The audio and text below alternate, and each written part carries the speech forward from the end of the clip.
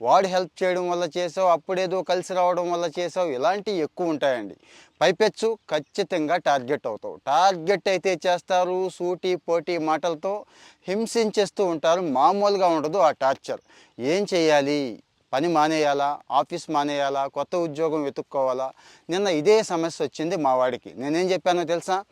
నీకంటూ ఒక స్కిల్ ఉంది, టాలెంట్ ఉంది, మంచితనం ఉంది, హార్డ్ వర్క్ చేసే నేచర్ ఉంది, అదే కంటిన్యూ చేయి, అట్లాగే వెళ్ళిపో. నెంబర్ 2, అదే వర్క్ ప్లేస్లో అదే చోట నిన్ను మెచ్చుకునేవాళ్ళు, నీకు మేలు కోరేవాళ్ళు చాలామంది ఉంటారు. వాళ్ళ సలహాలు కూడా తీసుకో, వాళ్ళతో హాయిగా ఉండు.